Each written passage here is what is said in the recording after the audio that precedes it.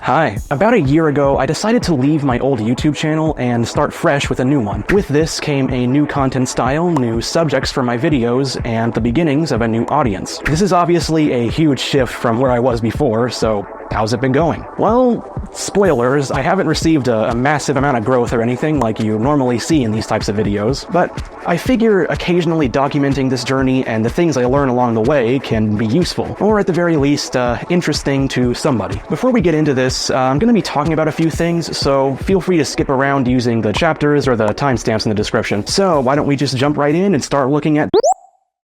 Here we are at my channel dashboard. First thing I've noticed is apparently I've reached over 100 hours of watch time. Yeah, they even gave me a little smiley face, which I assume is pretty good considering I have less than an hour's worth of content right now. And as far as I can tell, my old channel never reached this milestone, which is kind of crazy to me. What I'm getting from this is my videos are still being recommended to people, which is nice, and people are actively watching, maybe even rewatching my videos. That was actually one of my goals. I wanted my videos to have a degree of replayability. I don't know if everybody agrees with this, but some of my favorite videos are the ones that I keep coming back to regularly. So I'm trying to capture that sort of energy. I was actually going to talk about my main influences here, but there's a few of them. If I discuss what I like about each of them, you know, we could be here all day. So instead, I'll just give a few examples of what I'm trying to go for.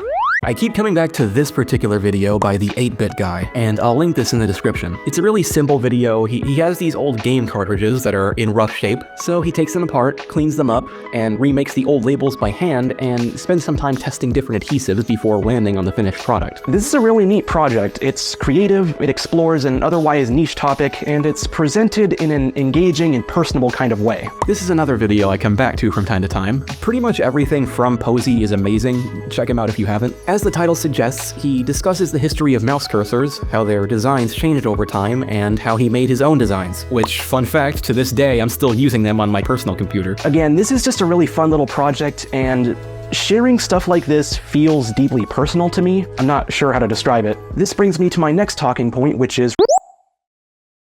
building an audience isn't easy. And of course, my numbers are never going to be as high as these guys, but you can kind of see what I'm going for. Getting into the raw numbers, in the last year or so, I have gained 63 subscribers. I get 5 comments on average, but some of those are probably replies from me. And I get about 160 views on average. With the exception of this video, I mean, 2,500 views. What happened there? Talking about Half-Life, if only half of you guys subscribed. You mean you don't like me? In all seriousness, these numbers may not seem that impressive to some, but it's never been about that for me. I was asked about this when I first started this channel, and my answer remains the same. I'm not getting paid by YouTube, so as long as a couple people care about what I'm doing, then that's enough for me. Although it is worth mentioning that if you want to support a channel, not just mine, but any channel, then the whole like, comment, subscribe thing really does help people. Even if a video has like 1 million likes or something, your singular like can be the difference between whether it's shown to somebody or not. This actually brings me to my next talking point, which is... I hate talking about audience retention.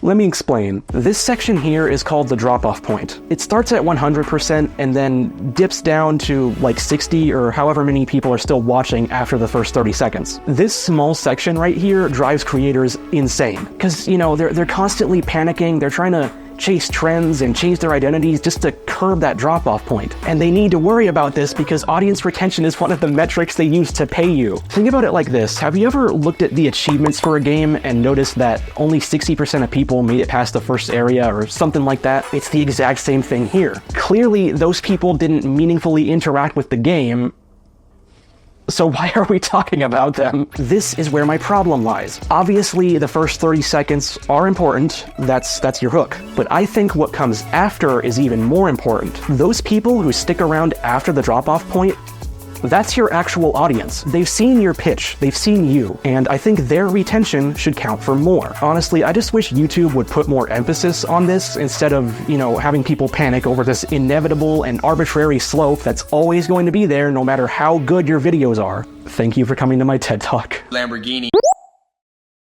Next, I wanted to talk about some analytics that aren't really important, but I still think they're interesting. Let's start with subtitles, those things I just can't live without for some reason. Taking a look at my lifetime statistics for subtitles, apparently 60% of you watch my videos without any subtitles at all, which, what can I say, you're braver than I. About 30% of you use the manual subtitles I've created. I do mention this in my video descriptions, but as a reminder, all of my videos do have full, proper subtitles. About 10% of you just use the auto-generated subtitles from YouTube. This could be for a couple different reasons, but I think primarily it's just YouTube doing the wrong thing. Yeah, they have a tendency of doing that, don't they? Something else I noticed is this. Apparently somebody out there is consistently watching my videos in auto-generated Spanish. I don't know who you are, you're crazy, but I greatly appreciate you. This one is actually pretty important, at least to me. You'll notice at the top of this list we have mobile phones at 30 to 40%. That's a lot. The thing is, as we know, when you bring up a YouTube video on a phone, it looks like this. So this kind of got me thinking, what if I started making videos in 4:3? I mean, this would look better on phones, and it looks fine in full screen if you don't mind the black bars on the side. Most cameras already film in 4:3, they just crop the edges. Not to mention, there's a whole host of content creators and filmmakers who say it's the best way to frame videos. That said, I have been making videos in widescreen for like 15 years, so I don't think I'll be changing that anytime soon, but it's food for thought. The big thing here is I've decided to quit using Twitter.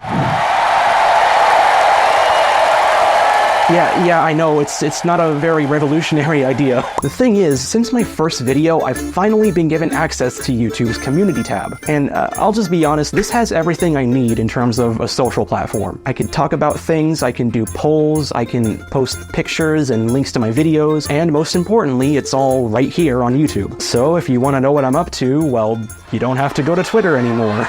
I feel the need to personally apologize here. I sent Elon to space a while back, and he still owes me $10,000, and I'm the one who brought him back to Earth. I know, I shouldn't have, I should have just left him up there. It's just, I couldn't do it. I needed my money back, dude. Plus, I think this plan just works better anyway. I don't see a need for me to be anywhere else currently. So yeah, I'll be staying pretty much solely on YouTube for now.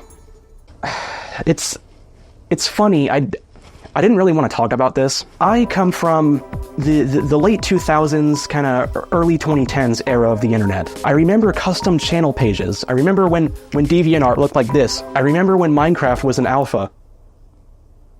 Oh god. And I remember when the Cinnamon Challenge was new and like everybody thought it was hilarious.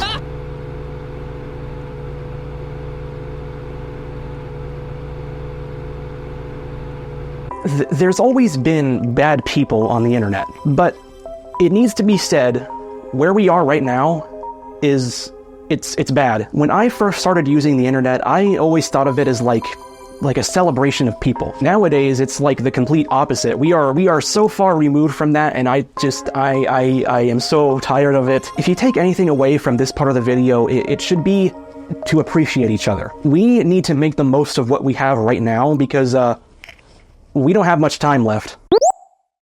So over the last year-ish, I've made about 8 videos, 9 or 10 if you count the other stuff, which is not bad. There are people who post a lot less, but I am trying to increase my upload frequency. One thing that's worth mentioning is YouTube Shorts. I did dabble in Shorts last year, but as you can see, it's only like 2 videos. I do think it's worth pursuing, especially because those videos did get quite a few views. It is a genuinely good way to reach people. So I'm not going to make a bunch of content exclusively for Shorts, but I do want to start exploring the idea of, you know, cutting down my videos and adapting them to that format. This wouldn't take much effort, and honestly, I was already thinking about doing this last year, but I neglected to do it. Another thing I wanted to mention is I do still have ideas. I have this big list of video ideas that I'm slowly working through and always adding to. For example, I always want to have a Halloween video, be it big or small, and for this year, I don't want to spoil too much, but it involves making a custom controller. So we'll see if I can meet that deadline.